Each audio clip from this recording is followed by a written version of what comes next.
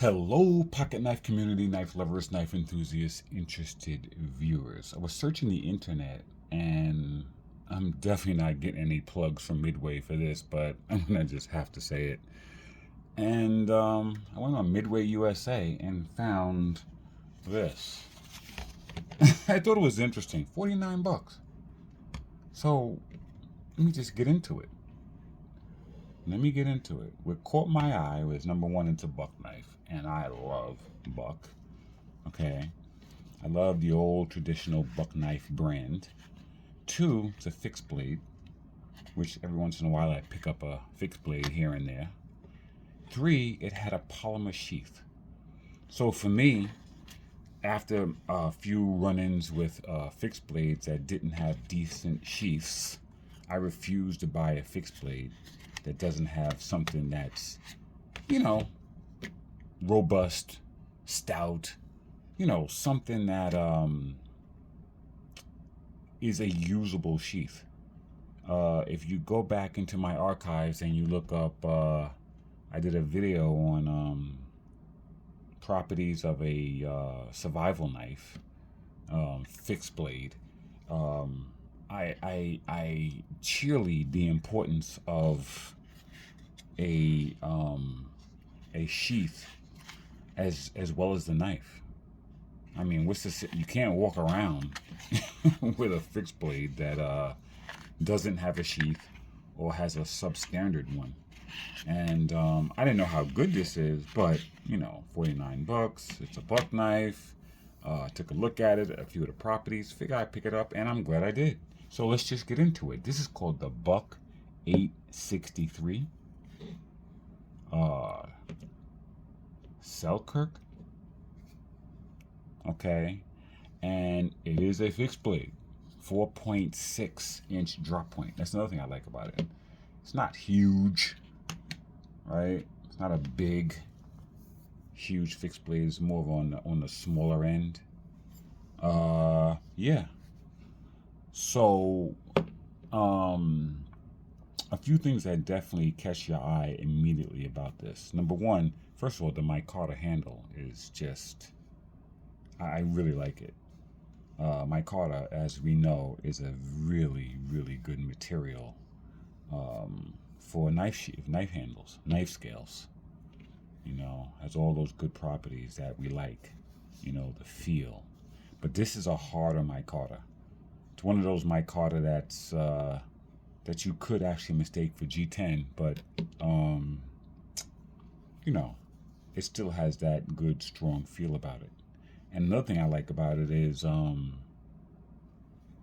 way this thing is set up with the full tank construction with these 6 screws. You can make your own really easy with it. Well, I shouldn't say really easy, but you can make it your own. I mean, if you're creative and you have the desire and a little bit of skill, you can easily make your own scales with this one.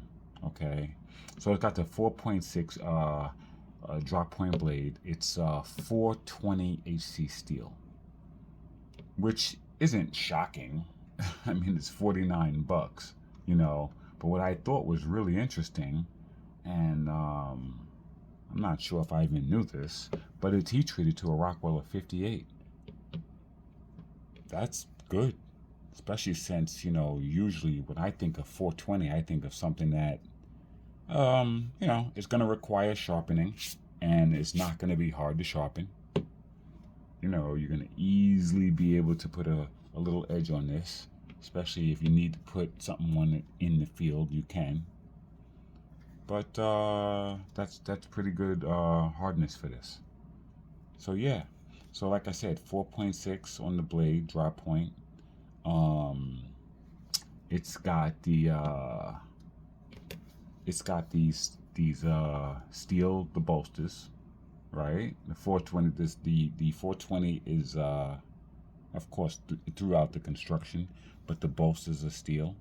I like the way it comes through on the spine here, the crown spine, the way it comes through.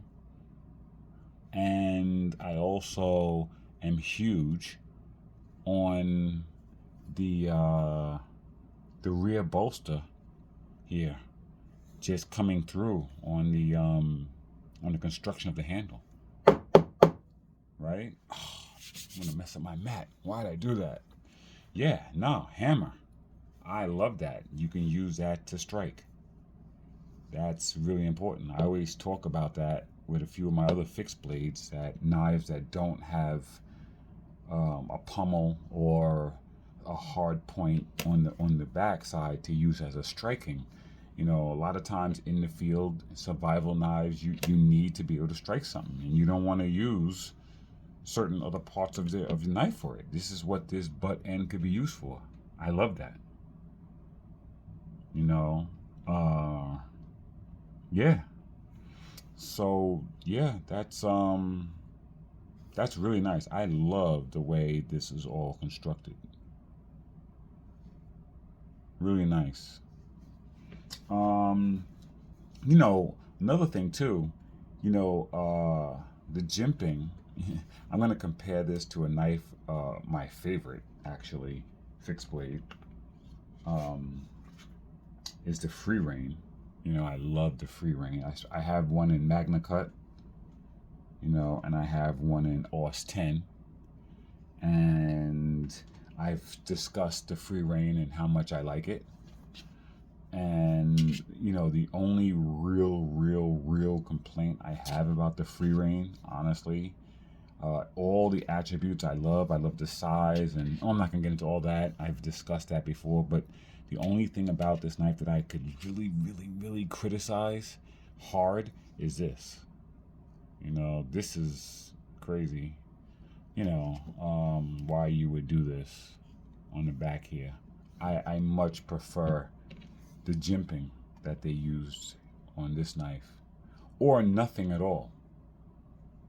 Especially for a survival knife, because you often use the back sides of these for starting fires.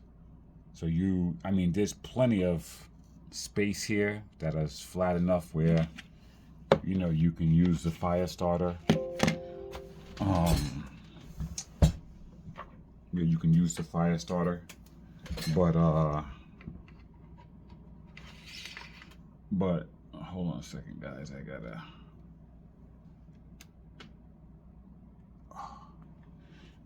Yeah, there's plenty of space there on both of these. It's just that this is a wasted space. You're not gonna want to put your finger there, because if you're cutting and it just creates a uneven point to cause more discomfort in your hand. I'd rather there be nothing here, or the jimping is actually better than these waves.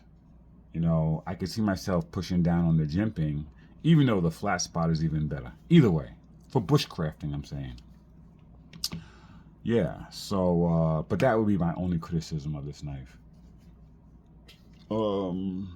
Yeah, so this, and also to get back to, the sheath. So, how important sheaths are to fixed blades, and that's one of the reasons why I really, love the free rein so much, because this is phenomenal. Love this thing. But this is the sheath that comes with the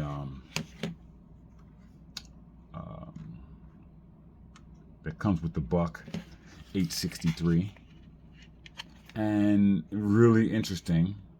So it comes with this fire starter, and I love the way they did this. The way it's attached to it, the ferro rod is attached to it. And it's also a whistle. So it's a whistle / fire starter. It attaches right to the sheath. I love the multi-position. You can put it this way also, if you want it in this direction, just in case you decide to switch around the mounting configuration to the small of your back, if you wanted to, or you can keep it like this. Yeah, I like the versatility. Is this thing, it's a polymer, right? It's a plastic polymer. Does it feel as good as this? No, it doesn't. And the fact that this has no fiberglass inside to make sure that, you know, that it doesn't dull the knife as you resheath the knife. You know, we're not gonna get those for $46. You know, we're not gonna get, you know, that. But listen, this is a lot better than you get in a lot of other knives. And it also has a very, it's very similar to the cold steel slash free rein way in which it locks in there. Let's see. Yeah, good, good. Has this little ramp here for your thumb as you're drawing the knife out of the sheath, and then it snaps back in. I mean, I am seriously not mad at this knife for $46. Yeah, I mean, yeah, it's a nice little extra thing you can bring in your bag in case your buddy or your wife or your girlfriend or your boyfriend, whoever, is out with you. Maybe they forgot their knife, you know. So like something a little extra to carry, you know, for if you have your free rein, and they can bring their 863, you know. So yeah, I think it's pretty cool, you know. Definitely definitely the size I like, and has a lot of the attributes I like. So buck, you know, imagine this exact knife in a premium steel. Yeah, we can do some Magna Cut, you know, do this in a Magna Cut and charge a couple more dollars. I would go for it, definitely. So all right, that's all I got. Take care.